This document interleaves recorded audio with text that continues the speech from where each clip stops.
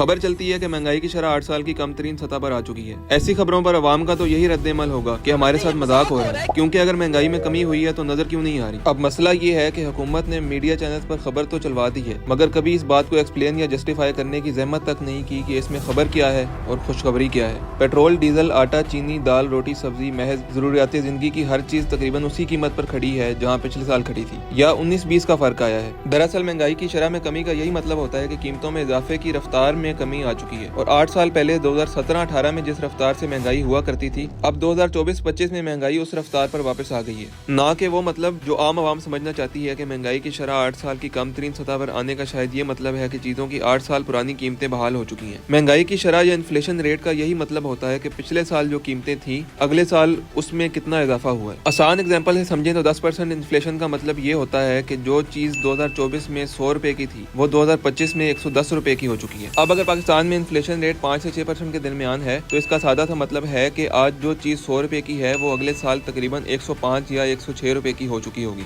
यानी महंगाई अब भी एग्जिस्ट करती है, सिर्फ उसकी रफ्तार में कमी आई है। और दुनिया का कोई भी मुल्क जिसकी इकोनॉमी ग्रो कर रही है, वहाँ महंगाई की शरह सिफर नहीं होती। हत्ता कि USA, UK, Australia, Germany, France, Netherland, Switzerland वगैरह जैसे तरक्की याफ्ता ममालिक में भी हर साल एक सेफ लिमिट के अंदर रहते हुए महंगाई होती है, यानी 2 से 5% के दरमियान। अब हुकूमत हर हफ्ते या 10 दिन बाद आप पर एक खुशखबरी नाजिल कर देती है कि महंगाई की शरह 30% से कम होकर 4-5% तक आ गई है, और आप भी ढूंढते ही रह जाते हैं कि इसमें खुशखबरी किधर है। मुझे मालूम है कि इस वीडियो के बावजूद इस मामले में काफी सवालात और एतराज़ात बनते हैं, जो आप कमेंट सेक्शन में लाजमी बताएं। मेरी कोशिश होगी कि अगली वीडियो में हम महंगाई के टॉपिक पर मजीद तफसील से बात करें और आपके कमेंट्स पर भी अपने इल्म के हिसाब से जवाब देने की कोशिश करें।